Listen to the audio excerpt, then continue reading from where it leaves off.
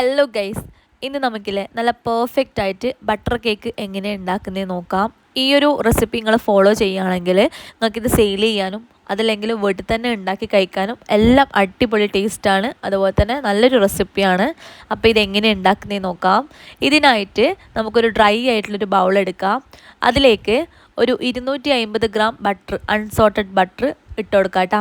അപ്പോൾ ബട്ടർ എടുക്കുമ്പോൾ ശ്രദ്ധിക്കേണ്ട കാര്യം എന്ന് വെച്ച് കഴിഞ്ഞാൽ റൂം ടെമ്പറേച്ചറിലുള്ള ബട്ടർ ആയിരിക്കണം. നമ്മൾ ഫ്രിഡ്ജിൽ വെച്ചിട്ടുണ്ടെങ്കിൽ ഒരു 1.5 മണിക്കൂറോ അല്ലെങ്കിൽ 2 മണിക്കൂറോ പുറത്ത് വെക്കണം കേട്ടോ. എന്നാൽ മാത്രമേ നല്ല റൂം ടെമ്പറേച്ചറിലുള്ള ബട്ടർ നമുക്ക് കിട്ടുള്ളൂ. അപ്പോൾ 250 ഗ്രാം അൺസോൾട്ടഡ് ബട്ടർ ഇട്ട് കൊടുത്തിട്ടുണ്ട്. അതിൻ്റെ കൂടെ തന്നെ 2 കപ്പ് പൊടിച്ച പഞ്ചസാരയും കൂടി ചേർത്ത് കൊടുക്കാം കേട്ടോ. അപ്പോൾ പൊടിച്ച പഞ്ചസാര തന്നെ ചേർക്കണം. 2 കപ്പ് 250 ml മെഷർമെൻറ്റിൽ 2 കപ്പ് പൊടിച്ച പഞ്ചസാരയും ഈ ഒരു ബട്ടറിലേക്ക് ചേർത്ത് കൊടുക്കാം. എന്നിട്ടൊരു ബീറ്ററിൻ്റെ ഹെൽപ്പോടെ ഇത് നന്നായിട്ടൊന്ന് ബീറ്റ് ചെയ്തെടുക്കാം കേട്ടോ.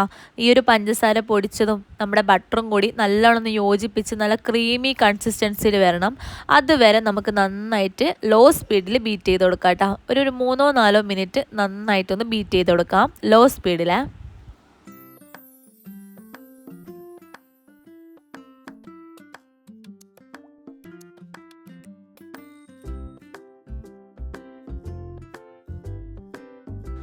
അങ്ങനെ ഇതാ നമ്മുടെ ബട്ടറൊക്കെ നന്നായിട്ട് ബീറ്റായിട്ടുണ്ട്. ഈ ഒരു രീതിയിൽ നല്ല ക്രീമി കൺസിസ്റ്റൻസിയിൽ ബട്ടർ കിട്ടണം കേട്ടോ.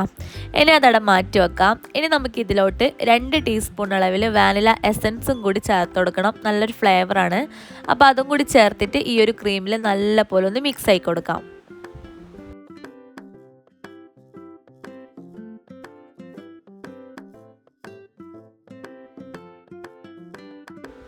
അങ്ങനെ അതും കൂടി നന്നായിട്ട് മിക്സ് ആക്കിയതിന് ശേഷം നമുക്കിതിലോട്ട് 3 റൂം ടെമ്പറേച്ചറിലുള്ള മുട്ട പൊട്ടിച്ച് വയ്ക്കാം കേട്ടോ. അപ്പം 3ഉം ഒരുപോലെ ഒഴിച്ചു കൊടുക്കാം. അതിനുശേഷം ഇത് നമുക്ക് ലോ സ്പീഡിൽ ഇത് നന്നായിട്ടൊന്ന് മിക്സ് ആക്കി കൊടുക്കാം. ഇത് ഹൈ സ്പീഡിൽ ഒരിക്കലും ബീറ്റ് ചെയ്യരുത്. ലോ സ്പീഡിൽ നമുക്കൊരു 2 മിനിറ്റ് ഇതൊന്ന് മിക്സ് ആകുന്നത് വരെ, ജസ്റ്റ് ഒന്ന് ആ ഒരു മിക്സ് ചെയ്യുന്ന ആ ഒരു പരുവാകുന്നത് വരെ ഒന്ന് ബീറ്റ് ചെയ്ത് കൊടുക്കാം കേട്ടോ.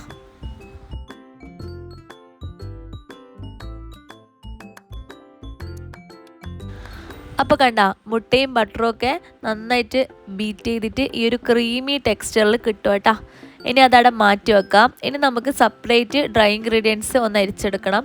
അപ്പോൾ അതിനായിട്ട് ഒരു ബൗൾ എടുക്കുക. അതിൻ്റെ മേലിൽ ഒരു അരിപ്പ വെച്ചിട്ട് 250 ml മെഷർമെൻറ്റ് കപ്പിൽ 2 കപ്പ് മൈദ ചേർത്ത് കൊടുക്കണം. ഈ ഒരു 2 കപ്പ് മൈദയിലേക്ക് 2 ടീസ്പൂൺ അളവിൽ ബേക്കിംഗ് പൗഡറും കൂടി ചേർത്ത് കൊടുക്കണം. 1/4 ടീസ്പൂണിൻ്റെ പകുതി ഉപ്പ്, ഒരു നുള്ളി ഉപ്പും കൂടി ചേർത്ത് കൊടുത്തിട്ട് ഇതൊരു തവണ നന്നായിട്ടൊന്ന് അരിച്ചെടുക്കണം കേട്ടോ.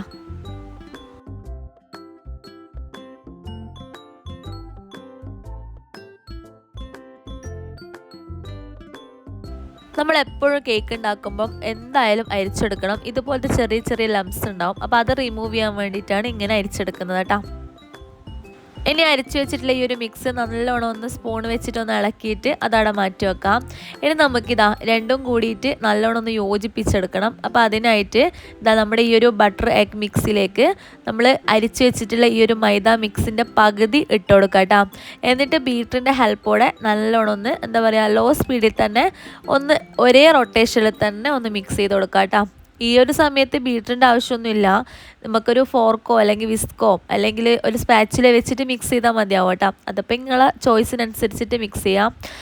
അപ്പോൾ പകുതി മൈദ മിക്സ് നമ്മൾ ബീറ്റ് ചെയ്തു. അതിന് ശേഷം ഇതിലോട്ട് ഇളം ചൂടുള്ള 1/2 കപ്പ് പാലും കൂടി ഇതിലേക്ക് ഒഴിച്ച് കൊടുക്കണം. എന്നിട്ട് വീണ്ടും ഒരേ റൊട്ടേഷനിൽ തന്നെ അതൊന്ന് മിക്സ് ചെയ്യണം.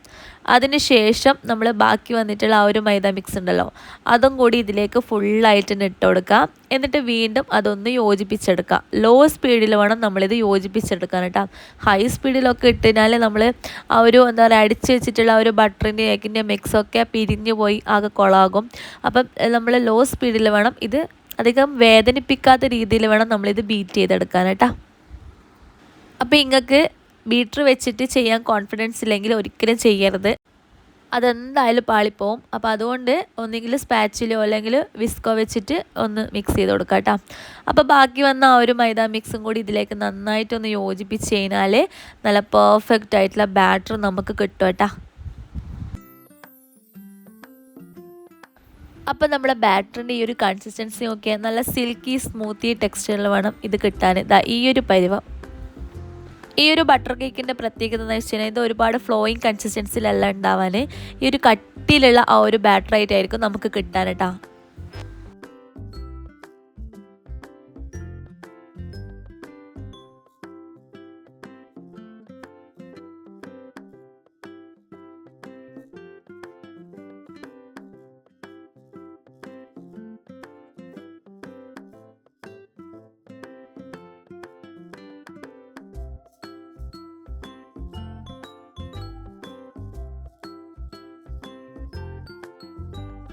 അങ്ങനെ സ്പാച്ചിൽ വെച്ചിട്ട് അത് നല്ലോണം ഒന്ന് ഫോൾഡ് ചെയ്തതിന് ശേഷം നമുക്കിത് കേക്ക് ടിന്നിലേക്ക് മാറ്റാം.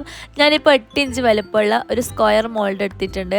അതിലേക്ക് ഓയിലൊന്ന് ബ്രഷ് ചെയ്തതിന് ശേഷം ബട്ടർ പേപ്പർ ഒന്ന് വിരിച്ചു കൊടുത്തിട്ടുണ്ട് കേട്ടോ. ഈ ഒരു ബട്ടർ പേപ്പർ നമ്മൾ വിരിച്ചു കൊടുത്തു കഴിഞ്ഞാൽ പെട്ടെന്ന് നമുക്ക് കേക്ക് ബേക്കായ സമയത്ത് റിമൂവ് ചെയ്യാൻ പറ്റും.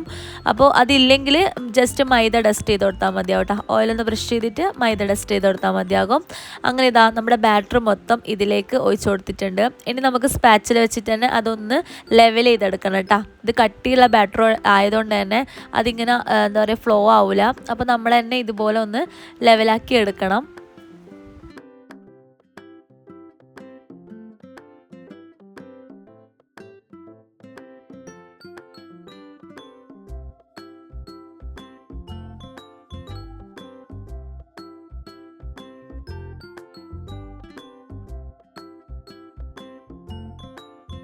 അങ്ങനെ ബാറ്ററിൽ ഇട്ടിട്ട് ഫുൾ സെറ്റായി കഴിഞ്ഞാൽ നന്നായിട്ടൊന്ന് ടാപ്പ് ചെയ്ത് കൊടുക്കണം കേട്ടോ. അതിൻ്റെ ഉള്ളിലുള്ള എയർ ബബിൾസൊക്കെ ഒന്ന് റിമൂവ് ചെയ്യാൻ വേണ്ടിയിട്ട് നല്ല രീതിയിൽ തന്നെ ഒന്ന് ടാപ്പ് ചെയ്ത് കൊടുക്കണം. എന്നിട്ട് 180 ഡിഗ്രിയിൽ 10 മിനിറ്റ് പ്രീഹീറ്റ് ചെയ്ത ഓവനിൽ 170യിൽ 35 മിനിറ്റ് ബേക്ക് ചെയ്ത് കഴിഞ്ഞാൽ നല്ല പെർഫെക്റ്റ് ആയിട്ടുള്ള ബട്ടർ കേക്ക് നമുക്ക് കിട്ടും കേട്ടോ. നമ്മൾ ഏത് കേക്ക് ഉണ്ടാക്കിയാലും ആ ഒരു കേക്ക് നന്നായിട്ട് തണുത്തതിന് ശേഷം മാത്രം കട്ട് ചെയ്യണം. അപ്പോഴാണ് ആ ഒരു കേക്കിൻ്റെ യഥാർത്ഥ ടേസ്റ്റ് നമുക്ക് കിട്ടുള്ളൂ.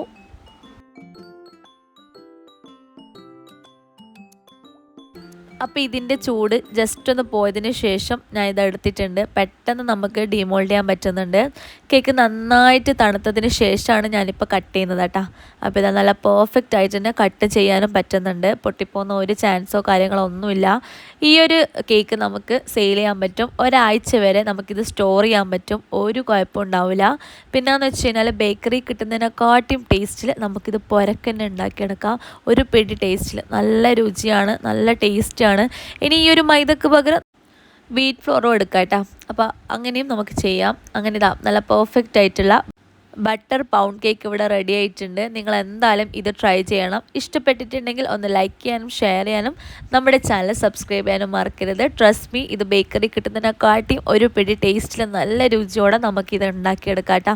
ഈ ഒരു രീതിയിൽ നിങ്ങൾ ട്രൈ ചെയ്യുകയാണെങ്കിൽ. അപ്പോൾ ഇത് നമുക്ക് വിത്തൗട്ട് ഓവനിലും ഇതേ രീതിയിൽ തന്നെ കിട്ടും കേട്ടോ. ഇപ്പോൾ ചെറിയൊരു ബ്രൗൺ കളർ കിട്ടൂലെന്നേ ഉള്ളൂ, ബാക്കി ടേസ്റ്റും കാര്യങ്ങളൊക്കെ സെയിം തന്നെയാണ്.